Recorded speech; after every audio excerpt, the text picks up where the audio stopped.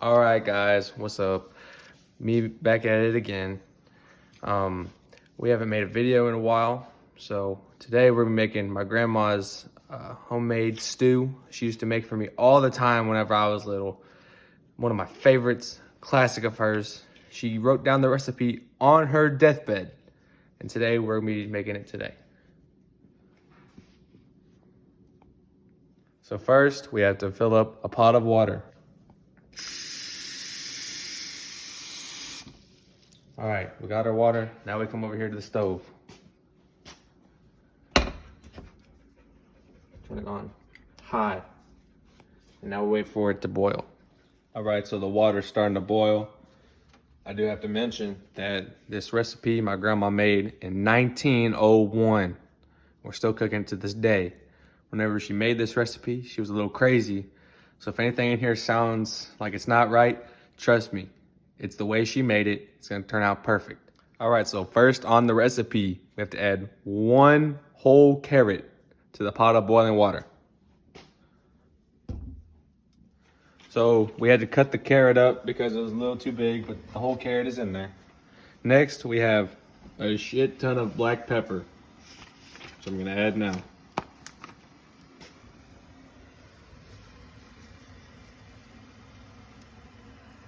That should be enough. We have to mix it in a little bit. All right, after we mix that, we add in a 1.5 by 3 square of cheese.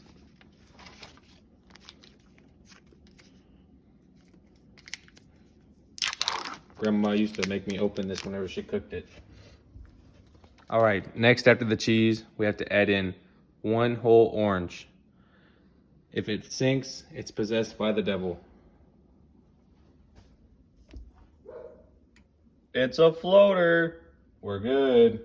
After that, the next step is to add 2 teaspoons of pepperoni juice, just the juice.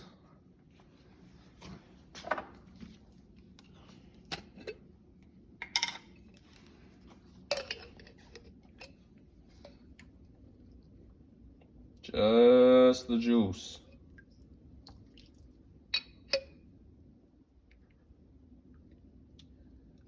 It'll be all right. Make sure to stir it up. All right, next on the recipe, we have to add 3 whole baby tomatoes. If they all sink, we have to add a tissue to the pot and mix it around. 1, 2, 3. Well, we have to add a tissue. Grandma always did it most of the time. Sometimes we didn't have to, but this time we're gonna have to. Make sure to stir it up.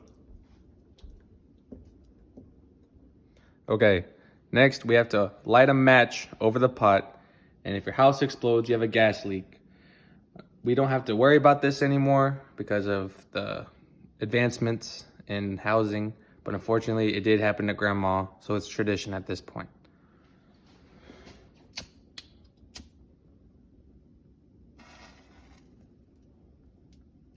Looks like we're good. All right, so next we have to add exactly 20 spaghetti noodles with the ends cut. The ends cut was a very important detail to Grandma. It made it taste better. So we have to get exactly 20, not 1 less, not 1 over.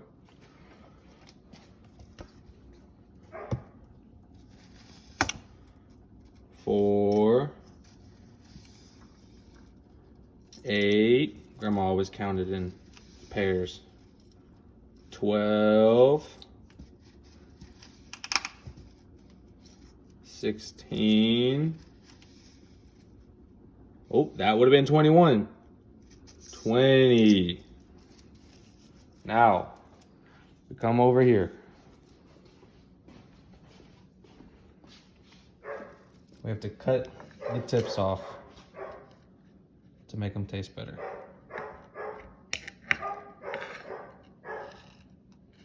We could do more at a time. Grandma always did.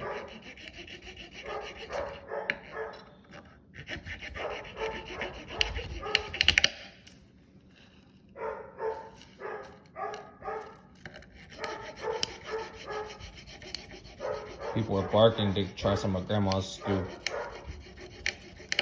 Grandma always shared with the homeless dogs. All right, now we come back to the pot with our cut-in noodles, and we add them. All right, next, Grandma didn't always have a garden, so she had to make do with what she had, which was the grass in her backyard. We had to get 2 handfuls of grass and add it to the pot.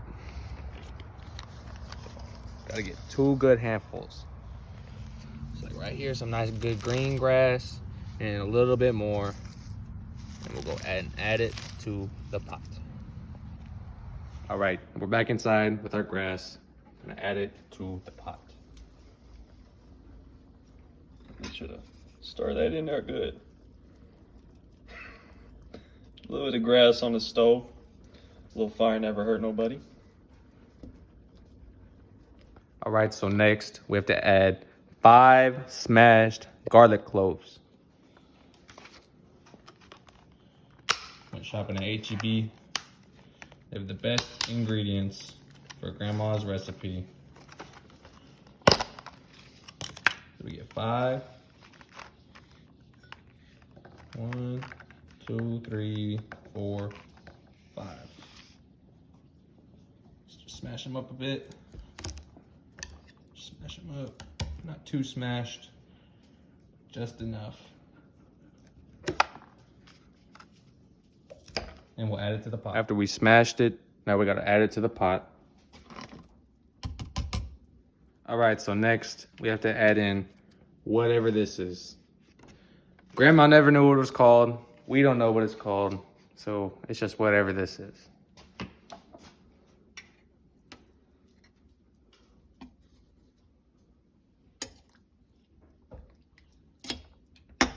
All right, so next we came back outside. Grandma also didn't have a garden, as I already told you. So she had to get more of her ingredients from the outdoors.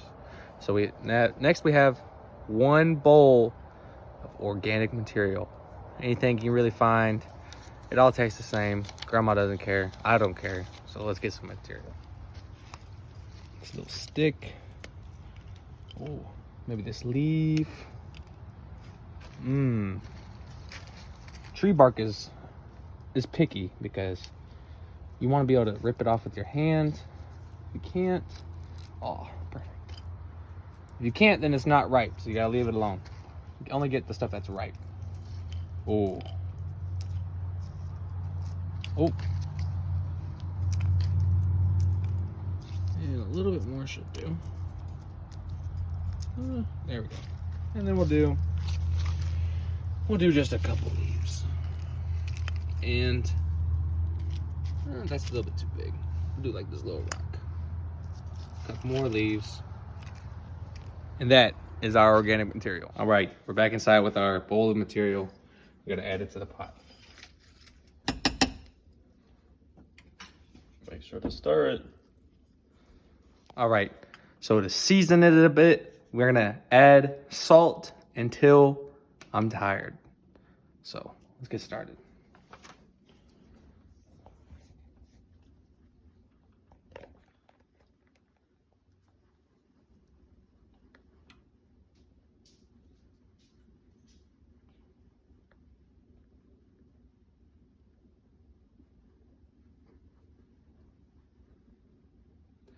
Oof, I'm getting pretty tired. I think that'll do. All right, Grandma knew multiple languages. So she said we need 5 of this. If you can translate that, good for you. We had to translate it. It's 5 shrunken heads from the Congo. Now, sadly, Walmart didn't have those. So we're just gonna have to skip this step, unfortunately. All right, so next on the list, it says condiments. She didn't specify what kinds. So I had to think back to the last time my grandma made it, and this is what I remember. So she had red pepper from the local pizza place,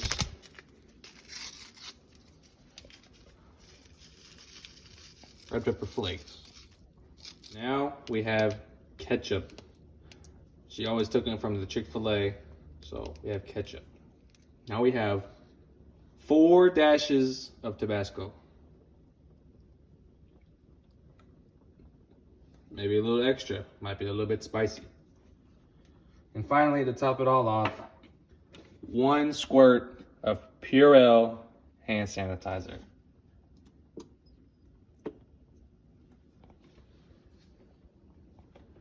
All right, so next on the list, Grandma wrote vial of mercury.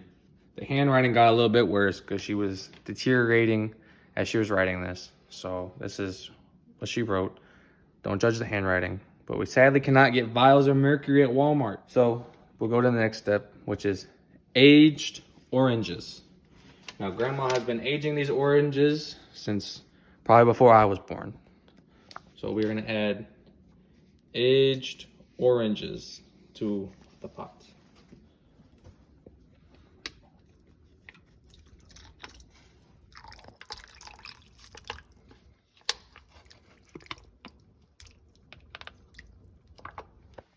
All right, next after the oranges, we have popcorn. And specifically this popcorn from the dollar store. But you can't just pop it and add it and make it all good. Grandma, what she always did was she would take it,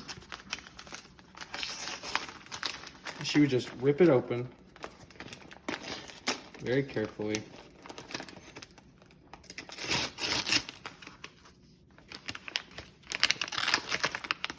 And add the kernels to the pot.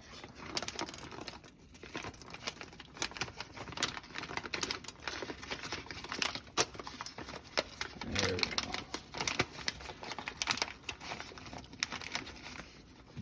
Next on the list was a half container of the mini crackers.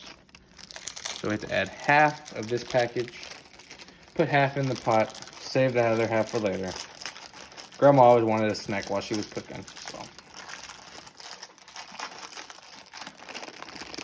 Okay, get it out. Oh, there's half. Half, add it to the pot. Don't forget to stir.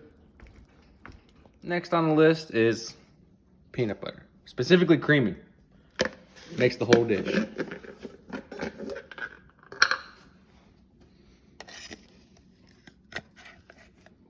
Get a little bit more. There we go.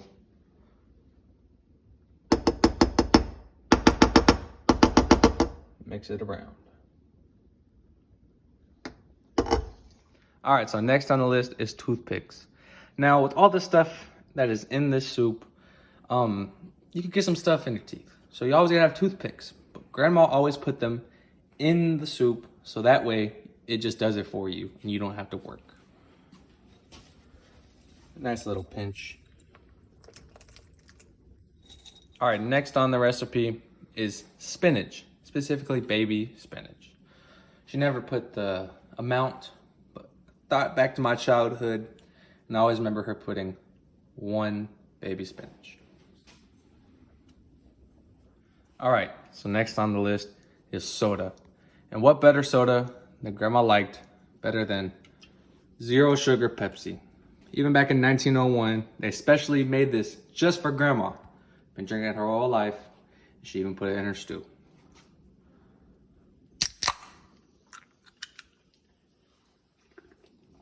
Oh, tastes like Grandma.